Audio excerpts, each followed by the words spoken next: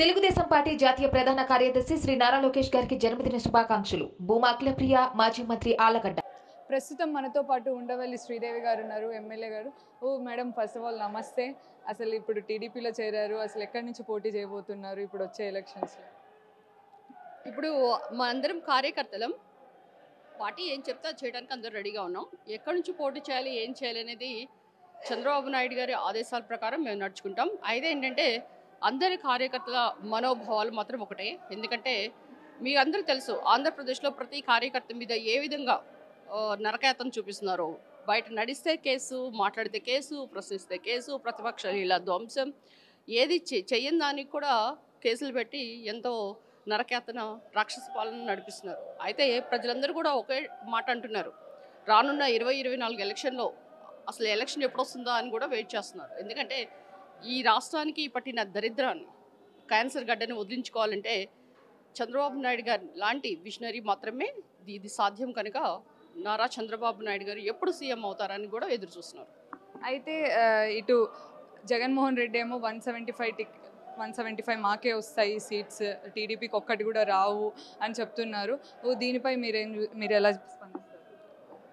ఏ party అయినా వాళ్ళ party బాగుందని అనుకుంటారు. అదొక భ్రమ, అదొక మిథ్య అంటారు. So it's like they are in delusions. So 175/175, why not 175 అంటుంటే ఇప్పుడు ప్రతిపక్షాలు కూడా అంటున్నాయి, వై నాట్ పులివెందుల అని, వై నాట్ 1 to 7 అని. ఎందుకంటే ఈరోజు ఎలా ఉందంటే ఆంధ్రప్రదేశ్ పాలన మీ అందరికీ తెలుసు, కొత్తగా చెప్పక్కర్లేదు. ఒక రోడ్డు లేదు, రోడ్లో ఎలా ప్రయాణం చేయాలని కూడా క్యాబ్ డ్రైవర్స్ ఏంటంటే, తర్వాత ఆటో డ్రైవర్స్ మదన పడుతున్నారు. ఎందుకంటే వాళ్ళకి 10,000 ఇచ్చేసి ₹1,00,000 ఖర్చు వస్తుంది వాళ్ళకి. ఎందుకంటే ఆ టైర్లు పంక్చర్ అవడం, లేకపోతే ట్యాక్స్లని, తర్వాత వాళ్ళకి లైసెన్సులు సరిగా లేవని. సో కనుక ఒక చేతో ₹10 ఇచ్చి, ₹100 లాంటిది ఇచ్చి, ఇంకో చేతో 1,00,000 కొట్టేస్తున్నారు. ఇప్పుడు నిత్యావసర సరుకులు చూడండి ఏ విధంగా రేట్లు పెరిగింది. నేనే ఈ మధ్య ఒక చోట షాప్కి వెళ్ళాను, ఒక ఆయిల్ ప్యాకెట్ అడుగుతుంటే ఒక ₹100 ఇచ్చా. కాదండి ఇది 180 అంటున్నారు. అంటే ఎలాగా రేట్లు పెరిగినాయో మీరు చూడండి. ఒక పప్పు ధర, సపోజ్ పెసరపప్పు, మొన్న పండక్కి పెసరపప్పు కొందామని వెళ్తే అది కాస్త ₹180, 200. సో ఏది కూడా పట్టుకుంటే 200 తప్పితే ఏది కూడా 100 లోపు లేదు. అంటే నిత్యావసర సరుకులు అయితేనే, డీజిల్ పెట్రోల్ ధరలు అయితేనేంటి, అసలుకి రాష్ట్రంలో యువతకు ఉపాధి కావాలన్నా, లేకపోతే రాష్ట్రం అమరావతి కట్టాలన్నా, లేకపోతే పోలవరం నిర్మించాలన్నా, లేకపోతే ప్రత్యేక హోదా కావాలన్నా, ఇవన్నీ డిమాండ్స్ ప్రజలకి ఎన్నో ఉన్నాయి. ఎవరు కూడా ఒక్కసారి కూడా, నాకు కూడా తెలుసు, నేను ఢిల్లీలో ఒకసారి వైసీపీలో ఉన్నప్పుడు, నియోజకవర్గ ఇన్ఛార్జిగా ఉన్నప్పుడు వెళ్ళి మేమందరం కూడా అక్కడ మాట్లాడడం జరిగింది, ప్రత్యేక హోదా కావాలి, ప్రత్యేక హోదా కావాలని. ఆ రోజు వైసీపీలో ఉన్నప్పుడు ఆ మాట అన్నాం. కానీ ఆ వైసీపీలో నేను ఎమ్మెల్యేగా గెలిచిన తర్వాత ఆ మాటే లేదు. అంటే ఎలక్షన్ల ముందు స్టంట్స్ వేరుంటాయి, ఎలక్షన్ల తర్వాత మాట తప్పడం, మడిమ తిప్పడం.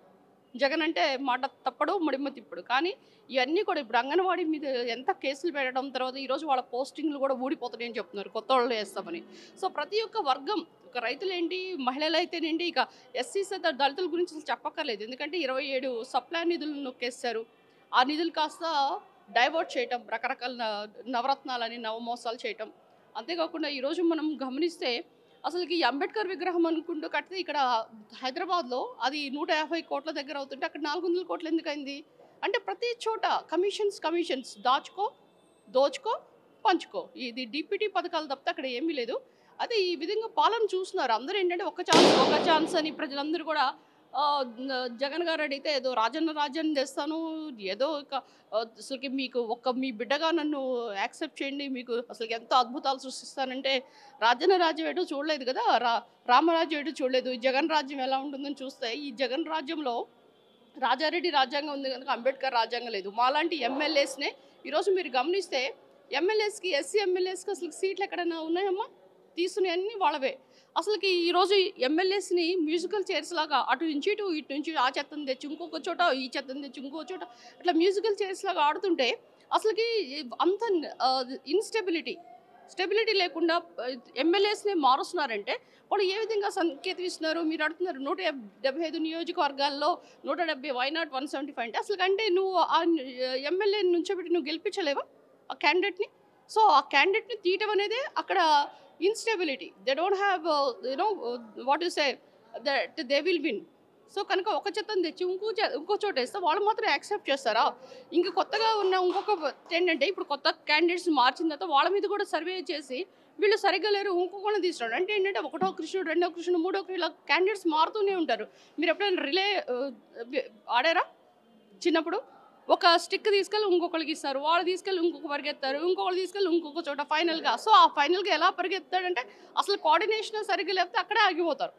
సో కనుక ఈ విధంగా జరుగుతుంది. కనుక ఈ ఎమ్మెల్యేస్ క్యాండిడేట్స్ని నియామకం దగ్గర నుంచి ప్రతి ఒక్కరు కూడా అసలు ఈ ఎస్సీ ఎమ్మెల్యే సపోజ్ వాళ్ళందరూ కూడా ఒక డాక్టర్ అయి ఉంటారు, నాలాంటి వాళ్ళు, లేకపోతే ఒక ఇంజనీరు, అన్నీ కూడా వదులుకొని దేశానికి సేవ చేయాలి, రాష్ట్రానికి సేవ చేయాలనే ఉద్దేశంతో మనం ఒక సెక్టర్లో సపోజ్ నాలాంటి డాక్టర్స్ ఆ హాస్పిటల్లో పనిచేస్తే ఓన్లీ కొంతమంది ఒక రంగం మాత్రమే చూడగలం. మనం విస్తృతంగా మన సేవలు అందించాలంటే ప్రజాసేవ కూడా సోషల్ సర్వీస్ కూడా మన యొక్క పరమావధి.